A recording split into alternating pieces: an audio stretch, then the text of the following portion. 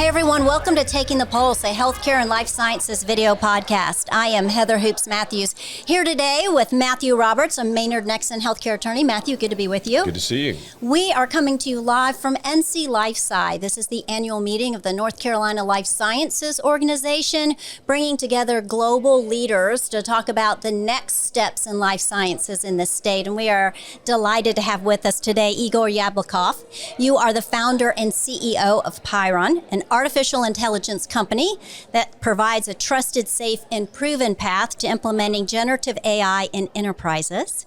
We actually met at Tech Day in North Carolina earlier this year, and that's when I learned of your incredible career, where you have been instrumental in the innovations of really things that have changed the average life, Alexa, Echo, Fire TV. If you would start us off, I know we're going to talk about AI, Sure. but just start us off a little bit about some of these key innovations, how you did them, and how you got here. Sure. North Carolina. Yeah, so I mean, this is a great North Carolina story in the annals of artificial intelligence history. But I would say I led the IBM team that was working on a lot of the early AI stuff. So think speech recognition, machine translation, and things of that sort. Where we discovered the baby version of Watson when I was program director, probably over 20 years ago, from 2002 onwards. And they didn't want to greenlight it. It was just ahead of its time. We were doing a lot of things in vehicle and in cars. And I knew that I wanted to adapt it even faster, put it on people's mobile phones. We hit it in Miami Children's Hospital to start and stop surgical timers. We hit it on Wake Forest's campus for Where's the Shuttle Bus. We even hit it in Epcot Center in Walt Disney World, just to see how children would react to early AI assistance. And then there was a thought to even put it on an early PlayStation 3 device as well, since we were co-developing the chip with Sony and Toshiba. It was ahead of its time, and so I departed at that time because I just didn't see a pathway to getting it greenlit, and stood up my last company within a year of it being founded. This was headquartered down in Charlotte at the time. We started secretly working with Apple on Siri before the iPhone even came out, and then 5 years later, we ended up becoming Amazon's first AI-related acquisition that birthed what many people know as Alexa. So Alexa's my older sister's name, and the code name for it is Pyron. So we just ended up reusing it here. Yeah, wow, it's fascinating. That is amazing. So artificial intelligence is on everybody's radar, and everybody's talking about it in all these meetings. We always bring it up. Tell us a little bit about where we are today with artificial intelligence, and where do you think we're headed directionally in terms of companies like yours and others? Yeah, I think a lot of people are viewing artificial intelligence in some ways as a point solution to solve, certain very discrete tasks in their respective organizations. But one of the things that Pyron was doing a little bit differently is instead we decided to turn the problem around, which is what would be the benefit to every organization out there, whether you're thinking if they're public sector entities, commercial entities, government agencies, and the like, academic institutions certainly, if they were able to create this construct known as a knowledge cloud. Meaning, instead of looking at the applications and the data sources that you already have, like SharePoint, SAP, ServiceNow, Salesforce, Documentum, Confluence, and things of that sort, as separate repositories, was there a way to unify them all together?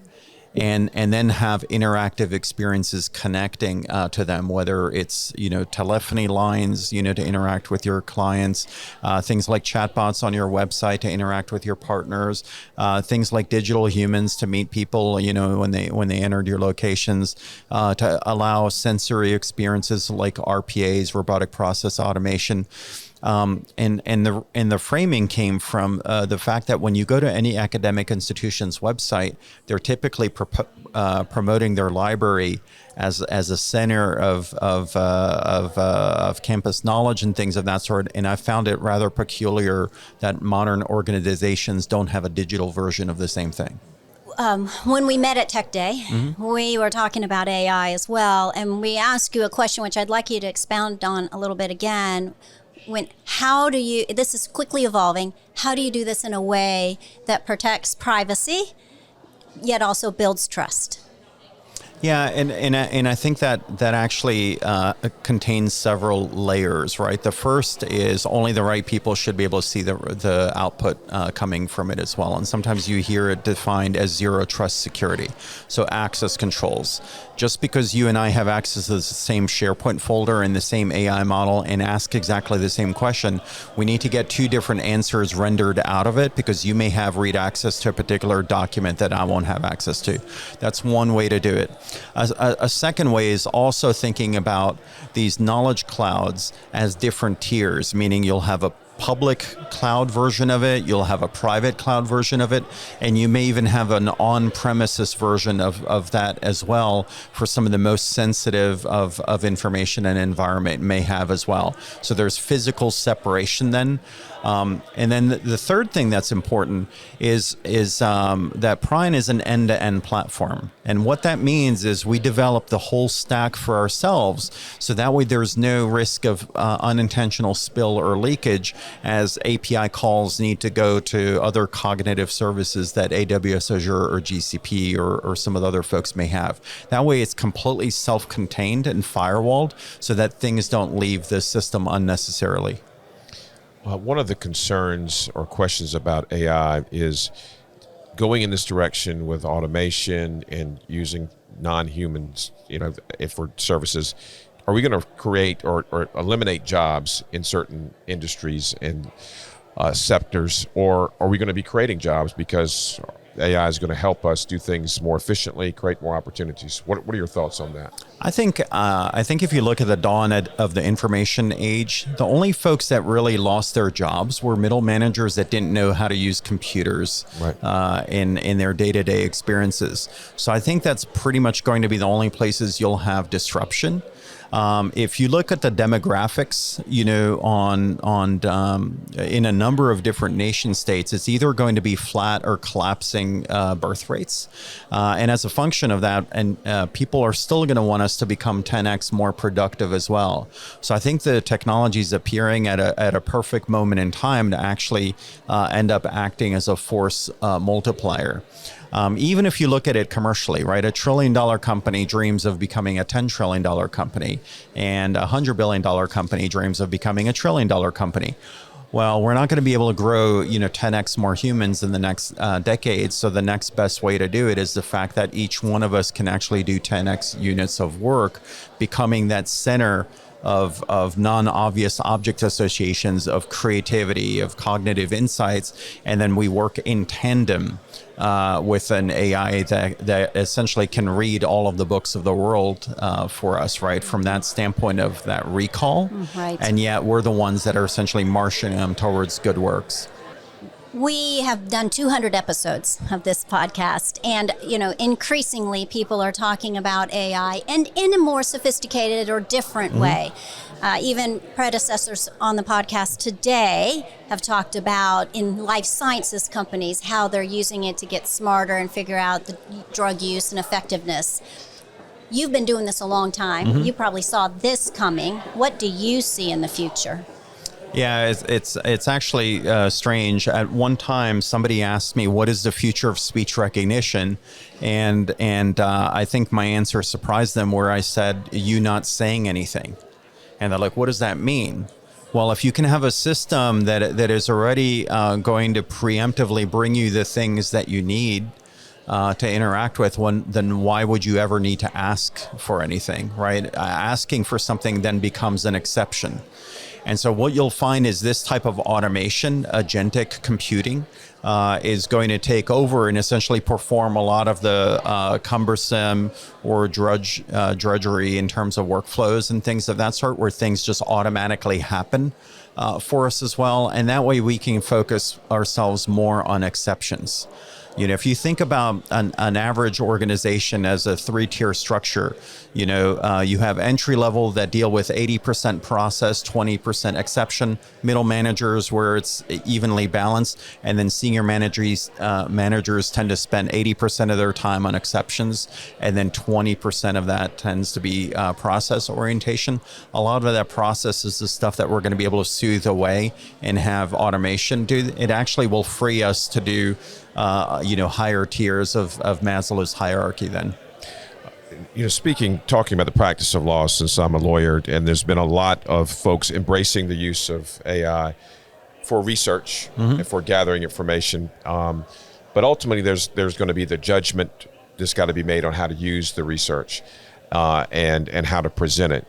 What's your thought on how AI can evolve to address those issues of judgment on how to use and then type of presentation to present the information that was gathered or developed? Right, and I think there's two sides of the equation there. On one side is when it's producing output, you have to ensure that it's not hallucinated. Meaning there have to be citations with proper attribution to source and method, meaning can you click on the answer and it literally goes to the page and highlights exactly where it learned it from? Or if it learned it from this podcast or video recording, can you take you right to the time code where somebody starts speaking the answer, right? Because people don't trust technology, people trust other people. So you always need to essentially show the authorship and the source of that. That's the first thing. The second thing is a piece of IP that we were actually granted. We foresaw that there's going to be situations where AIs are going to be sued for malpractice, right? Or they're going to be giving you a lethal targeting solution, or they're going to be negotiating a contract with you as well.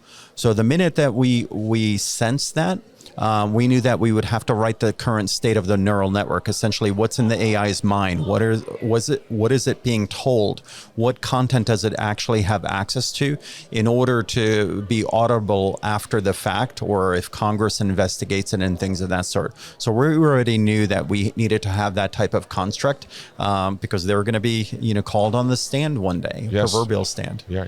And so can you give us some examples when AI might come up with the wrong answer to a question and how that would occur? Is it some mistake in the information provided to the resource, or what are examples of that? A perfect example is what they call hallucinations, right? So whenever all of you use ChatGPT and you type something in and something comes out, you have to think of it more as a TV actor.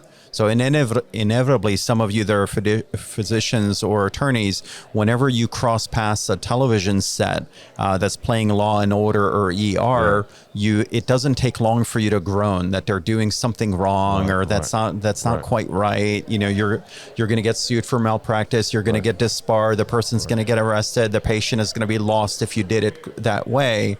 So you have to think of these consumer AIs as glorified actors and actresses that they're telling you what you want to hear rather than the reality of the situation as well.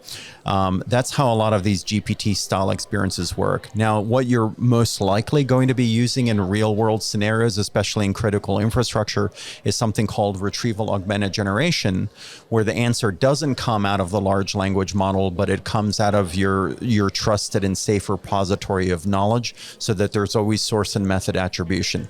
That's how the real world is going to work. Mm-hmm. Okay, good. And that has to be developed then, that repository of information? Correct. Gathered right in the cloud. Well, it's out of your existing constructs, right? So you already have SharePoints that have contracts and financial instruments and legal context.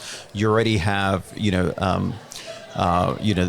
certainly analyst reports, medical journals, and things of that sort that already exist as contracts. It's actually transforming all of those so that for interactivity. But again, you'll always know where the answer is coming from. Then.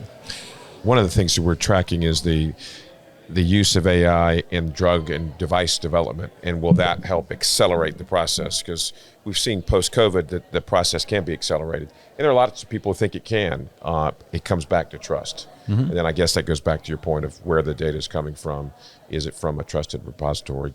But what do you think about that concept of the use of the AI? It's a great idea, because what you're going to have it do then is essentially run simulations. Right. At a scale that we could never do before.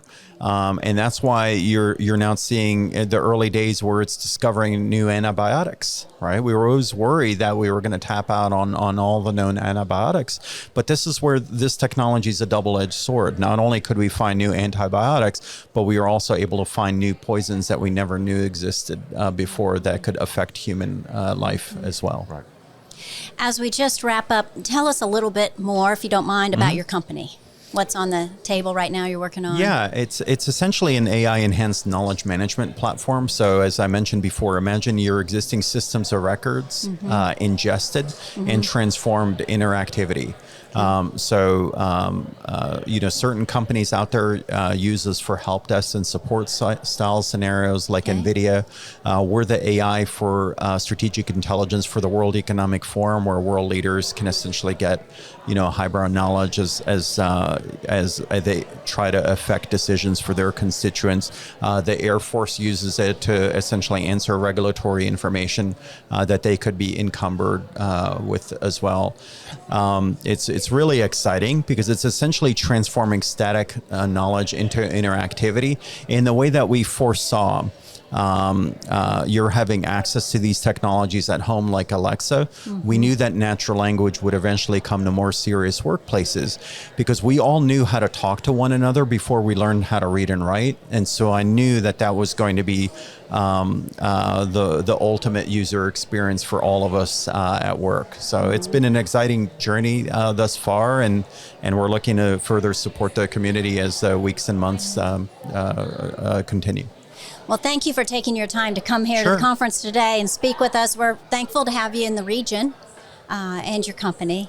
Igor Jablokov, founder and CEO of Pyron. Thank you so much. Thanks for having me. Thank you.